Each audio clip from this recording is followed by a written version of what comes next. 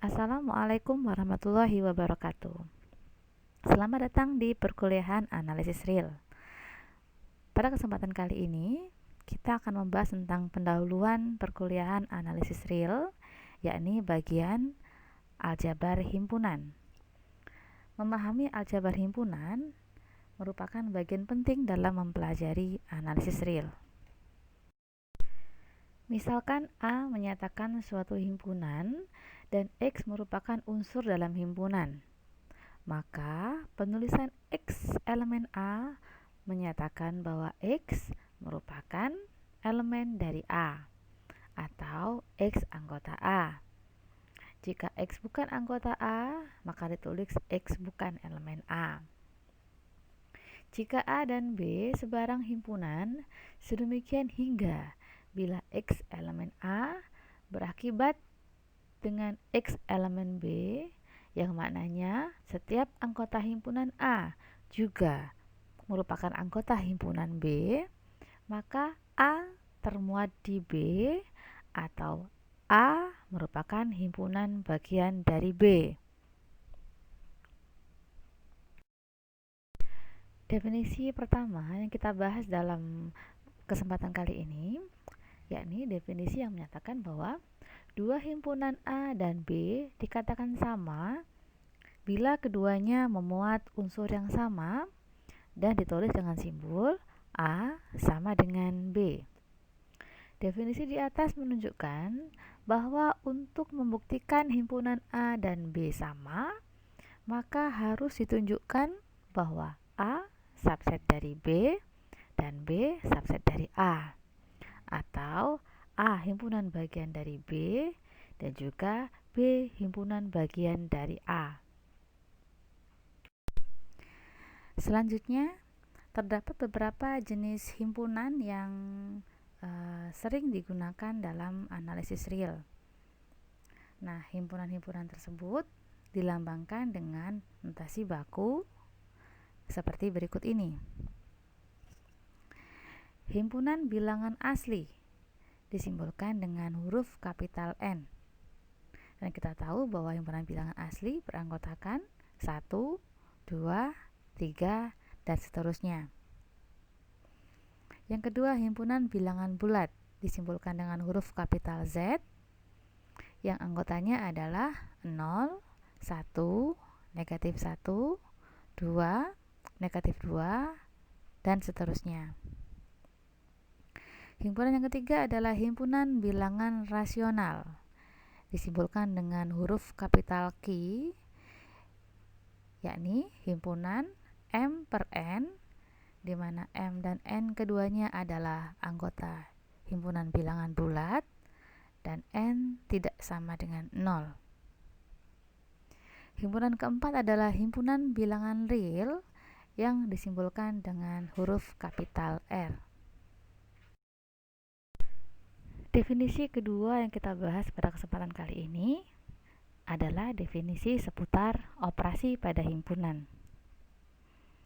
Operasi yang pertama, jika A dan B adalah sebarang himpunan, maka irisan antara A dengan B ditulis dengan simbol A irisan B adalah himpunan yang semua anggotanya ada di A dan di B.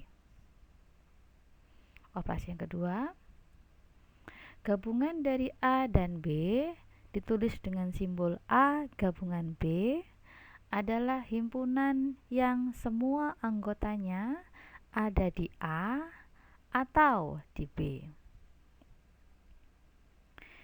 Berikutnya, komplement B terhadap A ditulis dengan simbol A minus B adalah himpunan yang semua anggota-anggotanya ada di A tetapi tidak ada di B.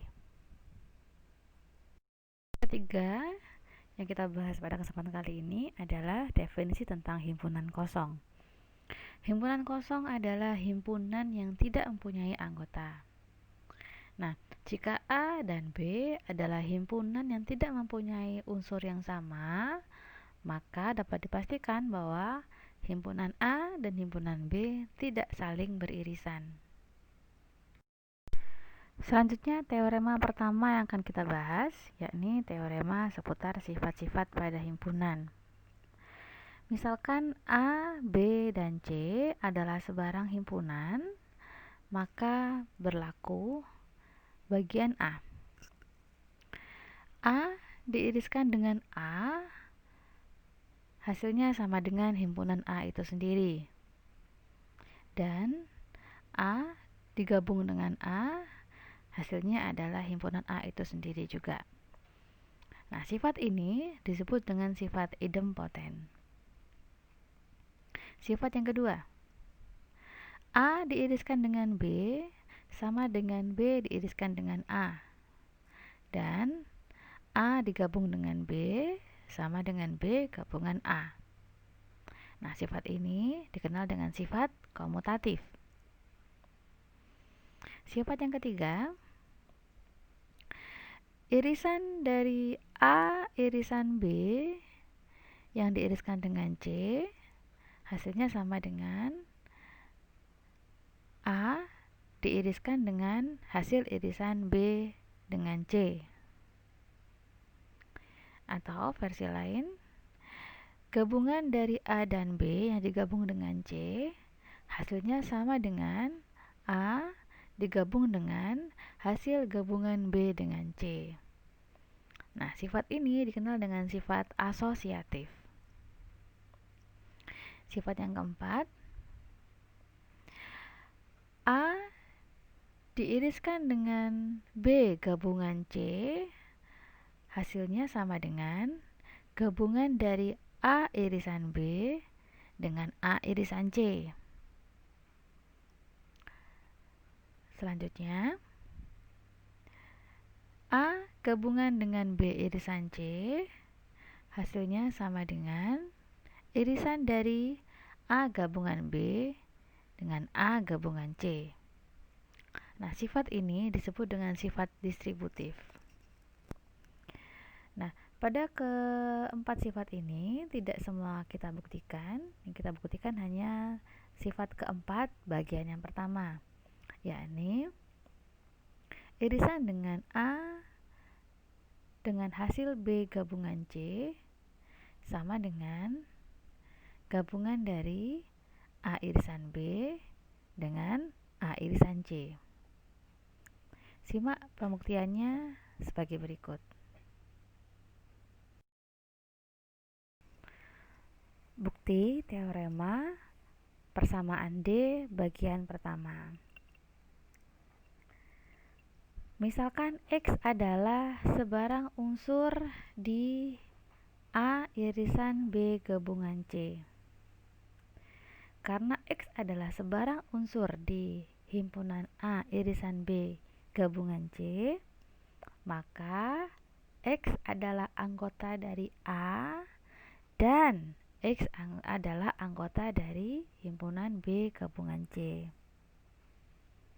Atau ini juga berarti bahwa X anggota himpunan A dan X anggota himpunan B atau X anggota himpunan C. Oleh karena itu, terdapat dua buah kondisi, di mana kondisi yang pertama adalah X anggota himpunan A dan X anggota himpunan B, atau X anggota himpunan A dan X anggota himpunan C. Dari kedua kondisi tersebut, diperoleh bahwa X anggota A irisan B atau X anggota A irisan C, sehingga X anggota A irisan B digabung dengan A irisan C.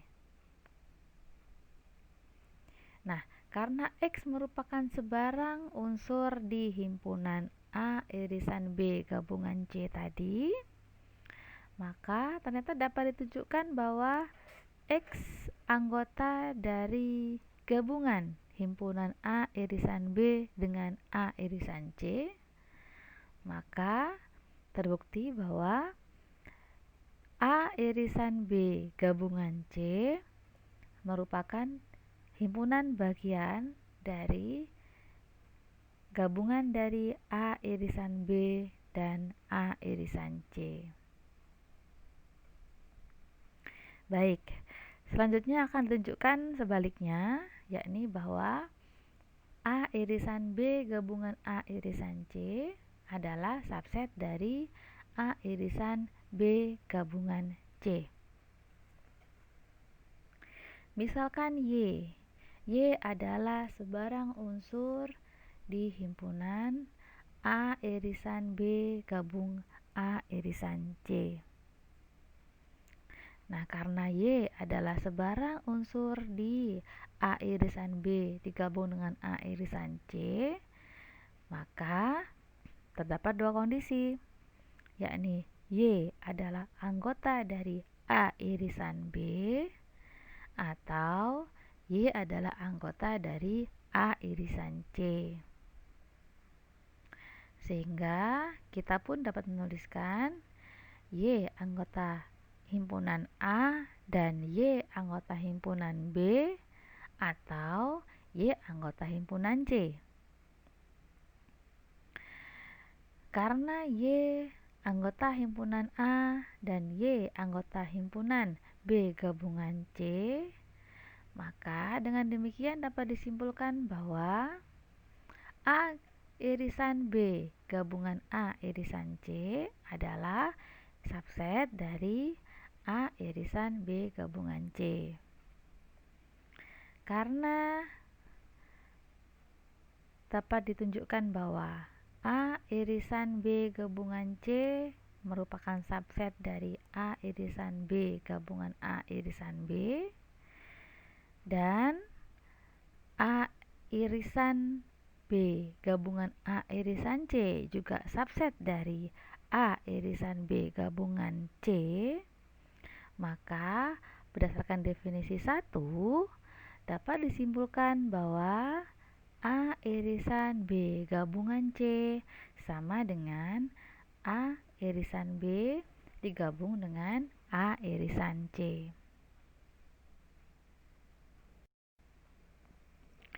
Selanjutnya teorema yang kedua, yakni teorema seputar hukum De Morgan. Misalkan A, B, dan C adalah sebarang himpunan, maka pada hukum De Morgan berlaku A minus B gabungan C adalah sama dengan A minus B diiriskan dengan A minus C. Yang kedua, A minus B irisan C adalah A minus B digabung dengan A minus C. Pada kesempatan kali ini, kita akan membuktikan yang bagian A saja. Simak pembuktiannya sebagai berikut. Pembuktian hukum De Morgan bagian A. Bunyi hukumnya adalah A minus B gabungan C sama dengan A minus B irisan A minus C. Nah, untuk membuktikannya akan ditunjukkan bahwa setiap unsur di A minus B gabungan C juga merupakan unsur di A minus B irisan A minus C, dan begitu pula sebaliknya. Baik, bagian pertama dulu kita tunjukkan bahwa setiap unsur di A minus B gabungan C juga merupakan unsur di A minus B irisan A minus C. Misalkan ada X adalah anggota dari himpunan A minus B gabungan C. Maka X anggota dari himpunan A dan X bukanlah anggota dari himpunan B gabungan C. Oleh karena itu, X anggota dari himpunan A, tetapi X bukanlah anggota dari himpunan B atau X bukanlah anggota himpunan C. Dengan kata lain, terdapat dua kondisi di sini. Kondisi yang pertama adalah X anggota himpunan A dan X bukanlah anggota dari himpunan B. Dan kondisi kedua, X anggota himpunan A dan X bukanlah anggota himpunan C. Ini berarti bahwa X anggota dari himpunan A minus B dan X anggota dari himpunan A minus C. Sehingga dapat disimpulkan bahwa X adalah anggota dari A minus B irisan A minus C. Selanjutnya kita buktikan hal sebaliknya, yakni setiap unsur di A minus B irisan A minus C merupakan unsur di A minus B gabungan C. Untuk membuktikannya, kita misalkan ada Y adalah anggota dari A minus B irisan A minus C. Nah, karena Y anggota dari A minus B irisan A minus C, maka berlaku Y anggota dari A minus B dan Y adalah anggota dari A minus C. Ini berarti bahwa Y anggota dari himpunan A, tetapi Y bukan anggota dari himpunan B, dan Y bukan anggota dari himpunan C. Dengan demikian, terlihat bahwa Y anggota dari himpunan A dan Y bukanlah anggota dari himpunan B gabungan C. Atau dapat ditulis dengan simbol Y anggota himpunan A minus B gabungan C. Karena A minus B irisan dari A minus C dan A minus B gabungan C memuat unsur yang sama, maka berdasarkan definisi 1 dapat disimpulkan bahwa A minus B gabungan C sama dengan A minus B diiriskan dengan A minus C.